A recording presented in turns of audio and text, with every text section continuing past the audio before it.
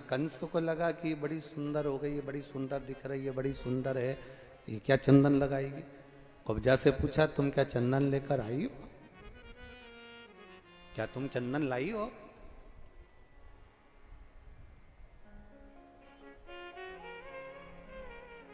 क्या तुम चंदन लाई हो। कुब्जा ने झूठ नहीं कहा, आज कुब्जा ने सत्य कह दिया, चंदन तो लाई हूं, पर जो मैंने कृष्ण के मस्तक पर लगाया था वो चंदन तेरे लिए लेकर आई। कंस को क्रोध आ गया, अपनी नम्रता भूल गया कंस, अपनी नम्रता समाप्त कर दी कंस ने। कंस नम्रता भूल गया, और कंस जैसी नम्रता भूला, हाथ में जो कुब्जा के हाथ में जो पात्र रखा था चंदन का, हाथ में जो पात्र रखा था चंदन का,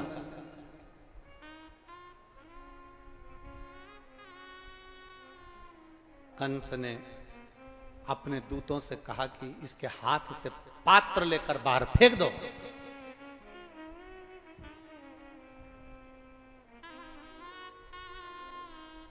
पात्र उठाकर बाहर फेंका गया। कुब्जा को अपशब्द कहकर, ताना देकर, गालियां देकर, आड़ा टेढ़ा कहकर कंस ने कुब्जा को भगा दिया।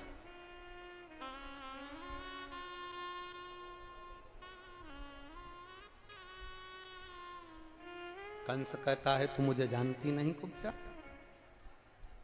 तू मुझे पहचानती नहीं है कुब्जा। ये रंग महल मेरा, राज्य मेरा, नगर मेरा, राजपाट मेरा, तो मुझे जानती नहीं है। कुब्जा ने कहा बस महाराज तैयारी करो, जैसे भगवान के सिर पर लगे हुए चंदन को तुमने कुचला है, वो कृष्ण भी आएगा और तुमको कुचल कर जाएगा, निश्चितता है। तैयारी करो। भगवान कृष्ण ने ध्यान लगाया शिव जी का, भगवान देवाधिदेव महादेव प्रकट हुए, शंकर का शिवलिंग प्रकट हुआ, स्वयंभू शिवलिंग प्रकट हुआ, रंगेश्वर महादेव के रूप में रंग महल के नजदीक में प्रकट होते हैं तो रंगेश्वर महादेव कहला गए। कह दिया भगवान शंकर ने, कृष्ण चिंता ना करो, जाओ, तुम्हारे चंदन का अपमान करा है।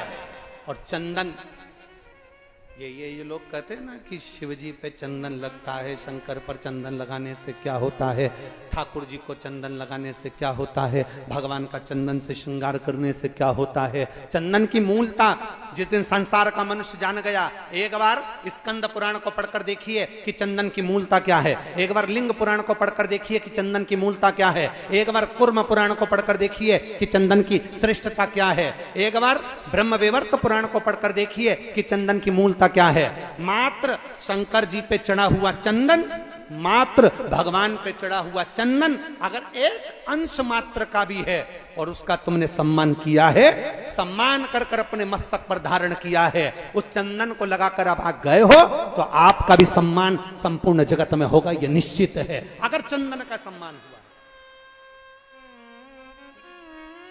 अब आज के जमाने में चंदन तो गायब हो गया, अष्टगन चालू हो गया।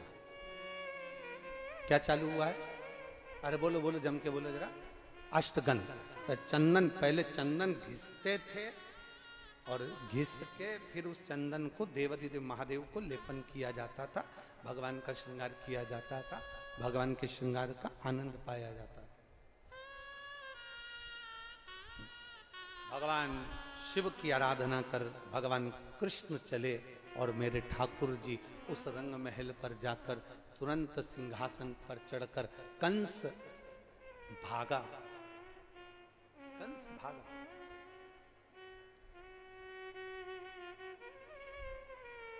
कब तक भागे?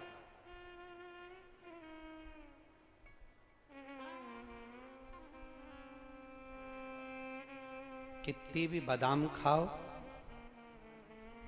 कितने भी रसगुल्ले खाओ, कितनी भी बादाम, काजू, पिस्ता कुछ भी खाओ, चाहे कितना भी ब्यूटी पार्लर में जाके तैयार हो जाओ, तो भी तुम भगवान को धोखा नहीं दे सकते। मौत तो 7 ताले में आ जाती है, तो वो आती जरूर है।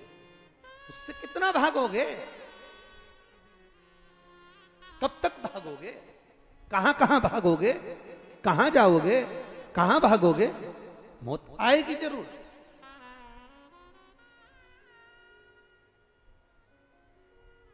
बस इतना याद रखना कि मृत्यु तो सबकी आना है, मौत सबकी आना है, प्राण सबके जाना है, अंत समय सबका आना है, सबके प्राण जाएंगे, सबकी मृत्यु होगी। पर एक बात का स्मरण अपने अंदर रखना कि अंत समय में उस परमात्मा को याद करते रहना महाराज।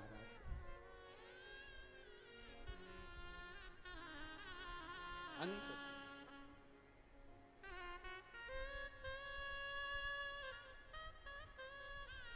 अंत समय प्रभु आना पड़ेगा, वचन दिया तो निभाना पड़ेगा।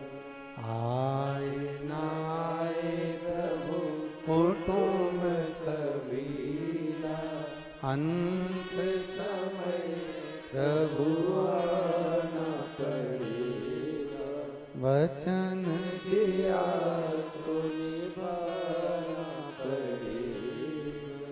महाराज, अंत समय में इतना जरूर स्मरण रहे कि हम उस परमात्मा को अपने करीब बुलाने का प्रयास करें, अपनी नम्रता ना छूटे।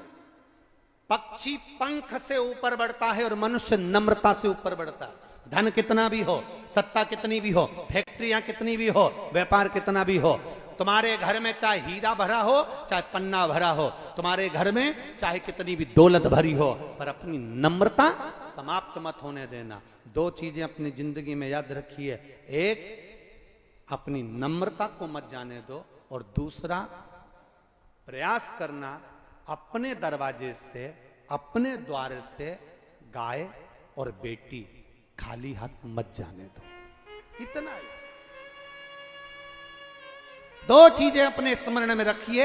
एक, अपनी नम्रता को मत जाने दो, और दूसरा, अपने दरवाजे से गौ माता भूखी ना जाए और अपने घर में आने वाली बहन बेटियां खाली ना जाए। ये जरूरी नहीं बहन बेटियों को साड़ी दिलाई जाए, बहन बेटियों को कपड़ा दिला जाए, ये जरूरी नहीं है। बहन बेटियों के लिए सबसे ज्यादा जरूरी है कि बहन बेटी जब घर में आए तो उनसे प्रसन्नता से स्माइल देकर, तुम्हारे चेहरे की रौनकता से, तुम्हारे आनंद के साथ उनका आदर किया जाए। जीजी कैसी हो, बुआ जी कैसी हो, आ गए, अच्छा लगा। कुछ देओ मत देओ, किसी के यहाँ कोई कमी नहीं है। बहन बेटियों के यहाँ भी सब कुछ है, जमाई अच्छा कमाता है, सब कुछ करता है, आनंद में रहता है। घर के फूफा जी हो, बुआ जी के पति हो, वो भी कमा रहे हैं, सबके बच्चे कमा रहे हैं, सब आगे बढ़ रहे हैं। बस तुम्हारी प्रसन्नता, तुम्हारा व्यवहार, तुम्हारा प्रेम, तुम्हारी वात्सल्यता और तुम्हारे मुख की मिठास, ये होना जरूरी है। कोई आया, जीजी भोजन करके जाना, कमर साहब भोजन करके जाना, फूफा जी 2 रोटी खाकर जाना। भले अपनी परिस्थिति कैसी भी हो,